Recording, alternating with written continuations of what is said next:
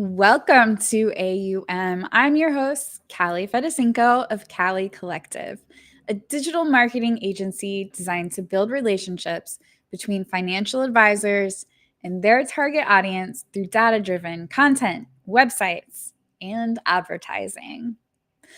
Our episode today is brought to you by the Financial Planning Association, otherwise known as the FPA.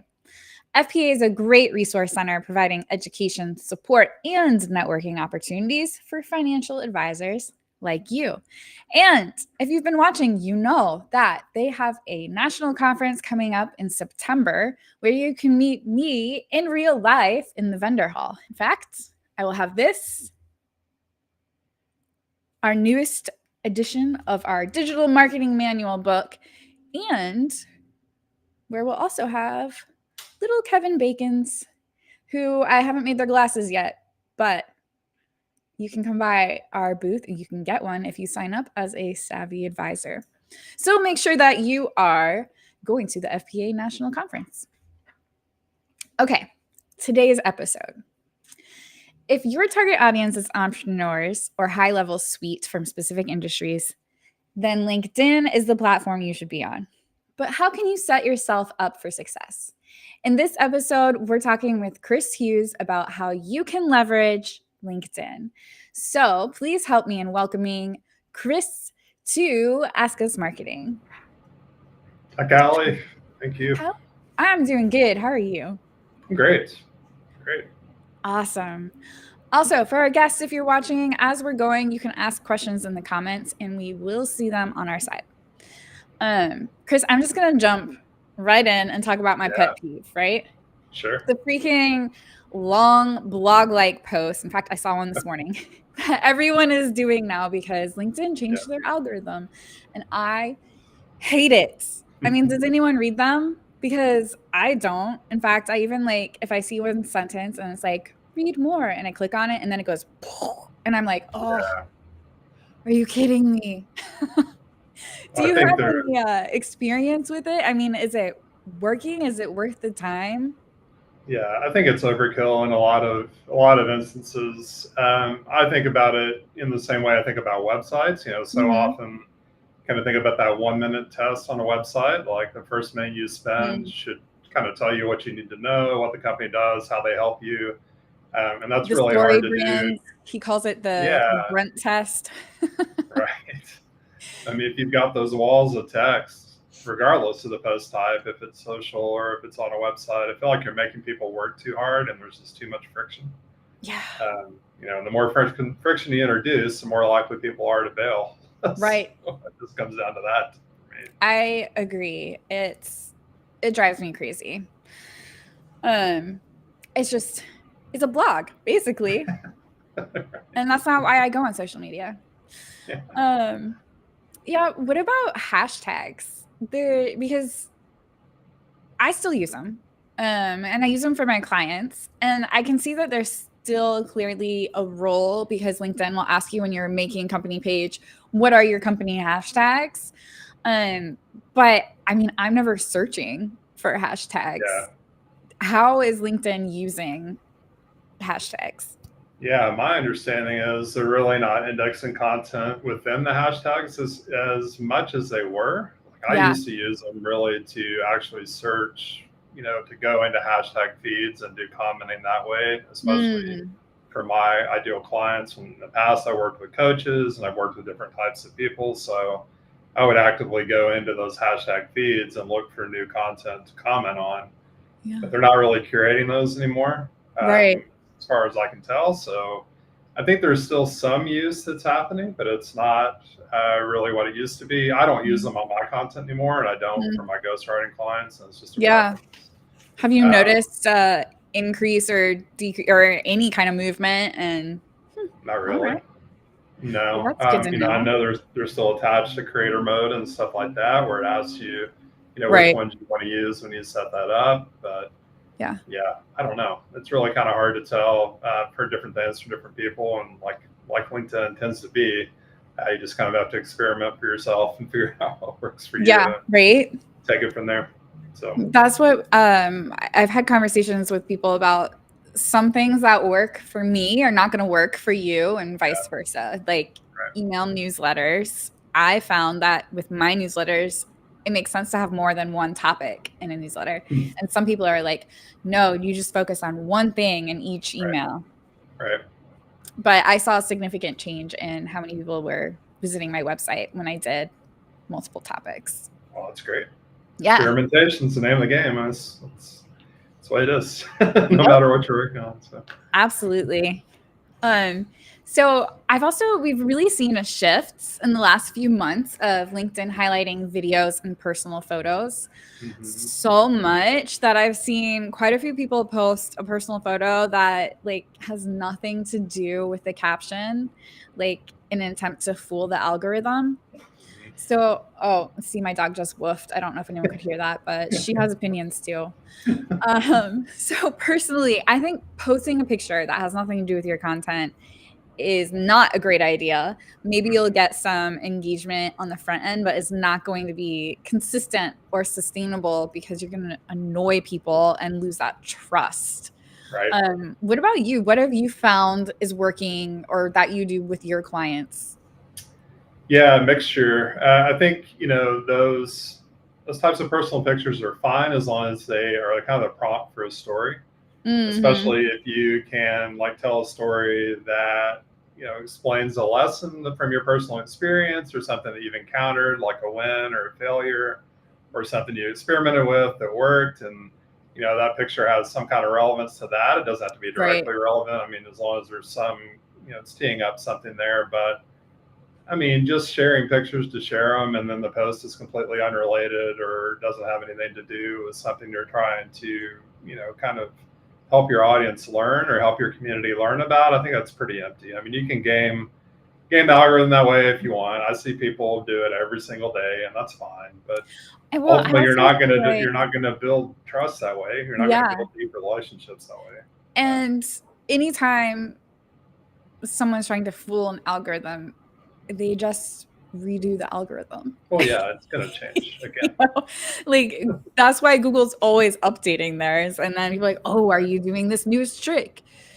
Yeah. Like it always comes back to creating good content for your audience that they Right. want to see, building that trust and relationship, not Yep. always about what can we do to get those views.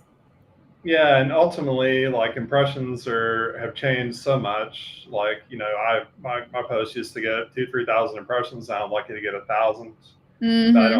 I don't care because I care a lot more about seeing who the people are that are interacting and building like Mm, those reciprocal relationships through commenting and especially having conversations and direct messages. Like that's all I care about. I don't yeah. really care about the impression count or follower count or anything like that.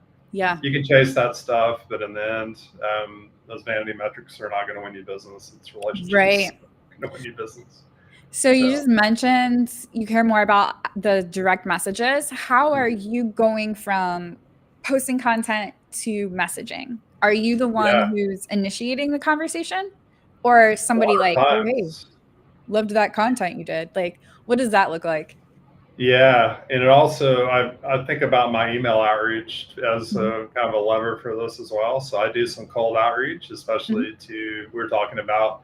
I'm kind of shifting my focus to venture capital and private equity partners typically these days, and so I have like a drip sequence that goes to them. A part of that is me reaching out with a connection request, and if they Yeah. accept that, I'll typically follow that up with a message, just say hi and ask a casual question and see if they respond and can start a conversation that way. Mhm. Um, I'm pretty cognizant of like who's following my content. I follow that pretty closely and kind of Mm. tally that. So I see if those people fit my Mhm. client profile and they've come to 5 or 6 posts and they're interacting consistently, they're leaving good comments. Then I'll reach out and kind of casually try to start a conversation by just saying, Yeah. hi, thanks for interacting with my content. I really appreciate it. I like to get to know people in my community a little bit better. How's everything going for Mm. you? And take it that way. Yeah. So I'm recognizing the effort that they've made to interact with my content. I'm taking it a step further to start a conversation. Right. What has the response been with that? I mean, for me Good. personally, I feel like when I get messages, I'm always like, okay, what does this person want? Yeah. Yeah, yeah. And I don't sell out of the gate. Yeah. I had a guy straight up ask me, okay, what do you need? And I'm like, okay, well, I'll just get right to the point. And so Yeah. I went out and sold him right then, or tried to, Yeah. because everybody will treat it a little bit differently. Right. I usually open it up with just thanks for engaging with my content, or it's great to be connected, something like that. Like, how's your Yeah. summer going so far? Whatever, just really Right. open-ended question. Yeah. They can choose to respond at that point or not. Yeah. I never like lead with, okay, here's what we do, here's how we Right. help. That Right. comes a lot later. So chill. So another trend that I've seen is using emojis, which secretly, now not so secretly, I love emojis. And so like I'm always using them in text messages. So I'm all for including them in content. But have you seen a difference in the response posts with emojis get versus no emojis? Not necessarily. I think you need to be careful. There's a time and place for them. There's a good way to use them for emphasis, or like for humor or something like that. Mhm. But Chat GPT generated posts tend to like stuff a lot of them in there, and it kind of looks like you could be using AI or something if you use too many. Yeah. So I encourage people to just find a balance that makes Yeah. sense for you, and use them a Yeah. little bit to show some personality, but don't flood them, or don't put one on every line or whatever, which I see that's a little cringy. Although I guess I'm curious, and I've never done any research on this. It actually just kind of came through my head. But feel that women tend to use emojis more than men. That's So probably I'd be true. curious to know if the response is different for women versus men seeing that Yeah, content.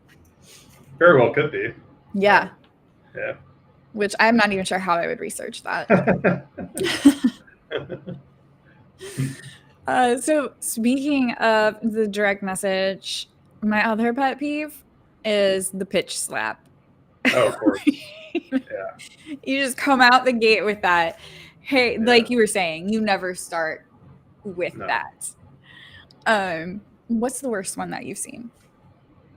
Oh man, it's crazy to me that I'm a marketer, you're a marketer. I do Mhm, marketing things. It's very obvious by my profile, at least I believe it is, that I mhm. help people with marketing and storytelling, and to have marketers try to sell me on their marketing services is like, if you spent no time at Right. all to bother to look at my profile and see what I do, because Hmm. in what world would I be interested?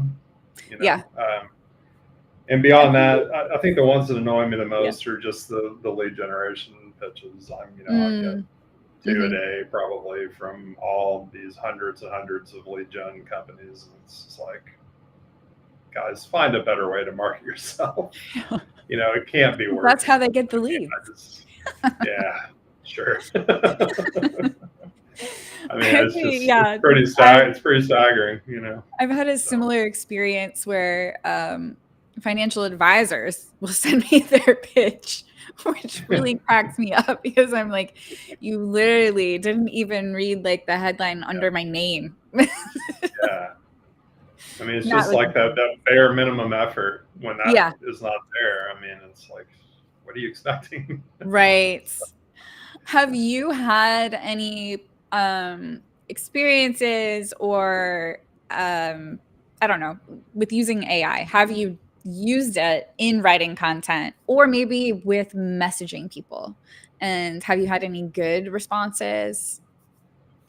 Yeah, I use it kind of as a research partner. I think Hmm. is the best way I could describe it. That's a good use case for me and for some of my ghostwriting clients, is to really almost have it role play like my ideal client or my Mm. client's ideal client, and say, okay, given this scenario, Yeah. um, how would you respond, or dig a little bit deeper into pain points to get some things back that I might not have thought of. Hmm.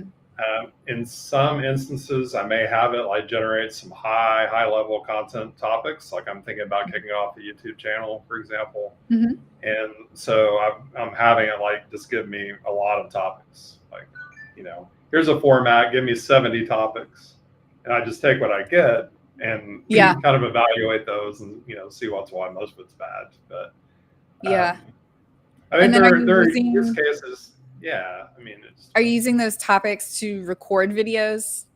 Yeah. Yep. Interesting. So with the topic, are you like, okay, it generates 70 or so. Are you then asking for like a script, or are you just Bullet um points. bullet points? Typically, we'll like have it do like a table of like a title, Mhm. main point, bullet points, and then like ideal or target audience, something like Yeah. that. Okay. Or you can just ask it to create a grid. And I've had some okay luck with that. If nothing else, I can go through, like actually print that out and then like highlight it, highlight the ones Mhm. that are halfway decent. And then the nice thing, a lot of times you can ask it to dig a little bit deeper down into those topics and say, okay, I like, topics 3, 4, and 6. Give Mhm. me 5 more Like topics that that. go into those more in a more granular level or at a more detailed level, Yeah. and spit them out. I will say I've seen a huge um, improvement with ChatGPT since the 4.0 Oh yeah, was released. Like it's night and day yeah. because some of the stuff it came up with before was just crazy. Is that confident hallucination issue is what everybody was calling it, of like, so convinced that this is correct when it's 100% wrong, but Yes. like the reasoning behind it, like, is trying to convince you that it was correct. So, yeah, Yeah. kind of So fun I've definitely, it's way better than it was. for sure. Um, Although, of course, just like everything, we're in the infancy stage of it. So make sure you're Right. checking everything. Oh yeah, got to validate Yeah. that. With LinkedIn, do you suggest using LinkedIn Premium? I do. Yeah. I use it. All my clients use it primarily because your profile views are limited if you Mhm. don't have it. So if you Mhm. don't have premium, you only get your 5 most recent profile views, and the rest will be grayed out, and you can't Yeah. see who they are. You'll Yeah. get those real high level details with the grayed out picture. Yeah. And I leverage profile views so heavily in terms of like how I build relationships and how I do Hmm. it for my clients as well. That not having that data Yeah. is pretty bad. That really limits what you can do and how you can take advantage of who's looking, and Mm. to try to build community and conversations. If you don't know, you're just losing a ton of data. That's, I Yeah. think, is some of the most valuable on the platform and reason to use it.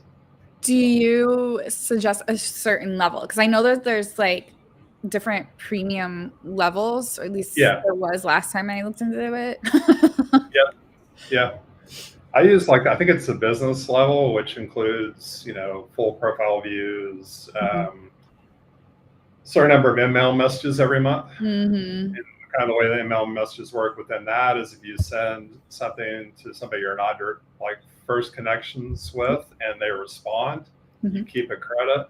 If you send a message and they don't Mm. respond, you lose a credit, but you get Hmm. like 40 credits a month, I think. Yeah. Uh, so that's really valuable if you are reaching out to people that you're not directly connected with, but Right. have been engaged with your content. You want to start a conversation.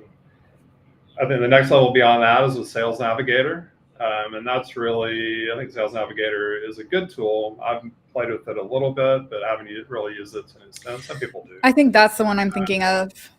It's just Yeah. it's expensive, Yeah. in It's my like opinion. $99 a month, I think. Yeah. Something like that.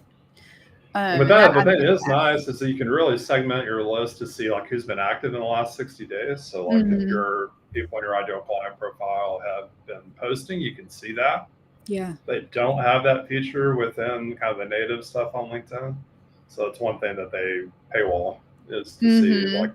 who's been active, and that can be kind of nice. Right. Um, And I think creating ideal prospects um searches or filters, yeah, which you can yeah, kind of do organically, but yet, like kind you of. were saying before, you're just not going to get as much information. Like Mhm. it always comes down to time or money, right? Yeah, I Yeah, guess you could create a spreadsheet and then go check if that person has yeah, posted, whereas the premium is just going to tell you, hey, this person has yeah, posted if you want to engage. right. Yeah. Yeah, and I think a good way to think about it is to test out your ICP and figure out, make sure you've really got that dialed in and nailed down like Mhm. organically, and then once you do, go on and experiment with Navigator a little bit, and Yeah. fine tune it. And there is a free trial month. So for Yeah, those interested, you can trial it. yeah, Um, what are some of the things that are working the best right now for LinkedIn? yeah. I think it's they are rewarding vertical video. It's very obvious. Mhm. I here I am. I'm saying this to myself. I definitely need to get more active in shooting more of that. They've added the video tab to the mobile app, so it's very obvious it's something Mm. they're wanting to push. Mhm. Like those videos are getting more engagement. They're getting a little bit of a reach bump by some of the studies. Like Richard Vanderblom is a really good person to follow that does these really in-depth LinkedIn studies, like data studies Mhm. every month. And Yeah. part of what he said is that they're giving like a 3 to 5% reach bump on vertical video. Mm. So similar to like what you'd shoot for YouTube Shorts or Instagram Reels or something like that. Yeah. So I encourage everybody to do a little bit of vertical video, self shoot yourself like on an iPhone or something like that. Image stuff is doing well. I'm seeing these cheat sheets do extremely well where people like basically take a topic and break it down into 15, 20 elements and then has a Mhm. graphical, like a good graphical Oh, the aesthetic. carousel? No, like one page, Okay. like just a one pager with like a topic and then broken down into 15 or 20 steps, and maybe like their information on the bottom with their web address and a logo or Mhm. something like that. Mhm. Those are really getting shared a lot. Mm. So I'm trying to think of ideas of how to um, maybe kind of play with some of those as we get into August. Mhm. Um, I do a lot of text-based posts. That's just I'm a writer. I don't, Great. try to like do all this other stuff. I have time to sit down and write a post. So I just kind of take it for what it is anymore because I'm so busy with my clients. So Yeah, right. Um, what else about LinkedIn? What should we know? What used to work that's not working? yeah, I mean, impressions have changed dramatically. You're just not going to get the same reach organically that you Mm. used to. Period. I mean, that's Mhm. just reality. They've changed it. I feel like reach has dripped out. So it used to be Mm. that if you got a lot of attention the first 30 minutes or an hour, that would kind of snowball, and Yeah. like hour two or hour three, you would get more. But Yeah. now I'm coming back to post a day later, and I've gotten a bunch of additional likes and comments over the course Mhm. of like 24 hours. So I think they're dripping it out. Resist the Mhm. urge if something's not doing well at first to delete it. Like let it Mm. ride. Just Mhm. come back 24 hours later, see what happens. Because I really think they are extending that reach out. Yeah. Um, don't get addicted to follower count. Like it doesn't matter. I had 10,000 followers a couple months ago. I didn't get a check in the mail. I'm not richer today than I was the day that it happened. So Right. it Right. doesn't matter. What matters is that you're understanding who is in that group of people and having conversations. That's what Building matters. relationships. Yeah, and it's Yeah. cliche as it gets, but it's true. Yeah. And part of what we were talking about before you came online is Mhm. get away from your desk, get out of your community, and talk to people in person. Mhm. I mean, you can only do so much online, on LinkedIn, and social media. Get out, talk to people. Yeah. I'm finding more. I'm getting more leads from traditional in-person networking these days than I am from social. Yeah. I yeah, like we were talking about before, I think it's a mixture, you know. I don't think that you could Yeah, go out in the community and that's all you do, right. No, but I don't think that staying online solely works either. right. Like it's a mixture of all of it. Yeah. Um, just as so Michael Kitches, who does a lot of research for advisors, and he released a marketing study specifically on advisors recently that talked about how marketing techniques advisors are investing more into, but maybe they're not seeing as much results. Mm-hmm. And then they compared referrals to these other marketing outreach. But Right. I would say that I think it's really hard to separate the two Yeah. because what you're doing in your marketing is going to bring in referrals Sure. and strengthen the referrals. but also you need to be asking for the referrals. So Yeah, it's, I think they go hand in hand. And I think too many times, just as people, we try to separate things, yeah, make it black and white, and sure. the world is gray. Yeah, yeah, and ultimately it's just finding your mix and what you're comfortable with. Like I'm kind of an introverted extrovert type, I Mm-hmm. guess, where networking events are not my favorite thing, but I make myself do it, and usually I'm glad that I did. Yeah. So, and it's just finding a balance that works for you.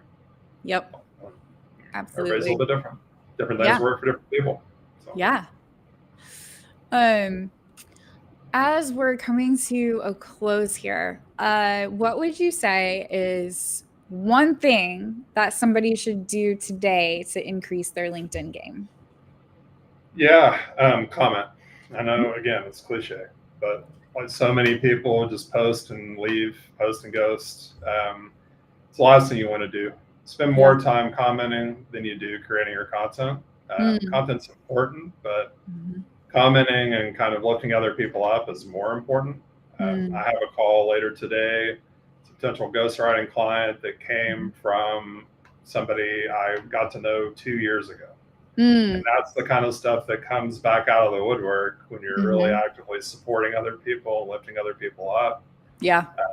Those things come back around. If you just post, I call it megaphone syndrome. Like if you just post, Mm. you're just a megaphone, like yelling into the void. You're not Yeah. actually doing anything to contribute to the community. So you can't be a megaphone and expect to succeed. I like that. It's megaphone syndrome. Is that what you said? Yeah, yeah, Megaphone syndrome. I like that a lot. Yeah, again, I feel like it's about building that relationship. yeah, Yeah, nobody for wants to be sure. talked at. Yeah. They want to be talked to.